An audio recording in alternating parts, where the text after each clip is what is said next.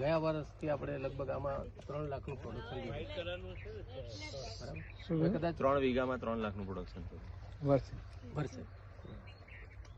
એટલે આની અંદર કોઈ કરે, નાની જમીનમાં બી આપણે એક આ મોડેલ ઊભું કર્યું છે ને, ખેડૂતોને આપણે બતાવીએ છીએ કે ભાઈ તમે કરી શકો, ના થઈ શકે એવું કંઈ નથી, કમાઈ શકો. હવે ધારો કે આ 2 વીઘા 5 વીઘા તમે કોઈને દાણે આપી દો તો 5,000 થી 10,000 થી વધારે પૈસા ના આપે, બરાબર છે.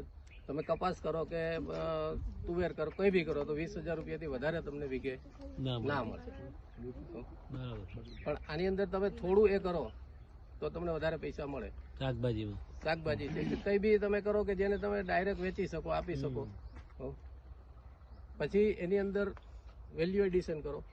હવે ફ્યુચર આપણું પ્લાનિંગ એ છે કે આની અંદર આપણે શું કરી શકીએ, બરાબર છે. ટોમેટો કેચઅપ કરી શકો કે જે કઈ કરી શકતો હોય એ આપણે આગળ મોડેલ ઉભું કરવું છે. હા, કંઈક આપણું લોકોને બતાવી શકીએ, મોડેલ બી ઊભું થઈ જાય, ખેડૂતો બી એક તૈયાર થાય કે ભાઈ નહીં આ વસ્તુ કરી શકાય. અત્યારે આપણે અહીંયા બહુ મોટો પ્રોબ્લેમ છે કે આ બધું મારે ઊભું કરવાનું કારણ એ છે કે કોઈ ઓર્ગેનિક શાકભાજી કરવા તૈયાર નહોતું, અને મેક્સિમમ પેસ્ટિસાઇડ શાકભાજીમાં વપરાય, બરાબર. એટલે આપણે બીજાને આધારે હતા, એટલે એક ભાઈ પાસેથી આપણે લાવતા, પણ એ બી બરાબર સક્સેસ ના ગયા, એટલે પછી આપણે આખું ઊભું કરવું પડ્યું. પણ ઊભું કર્યા પછી એમ થાય છે કે ના આપણે જે કર્યું છે એ બરાબર.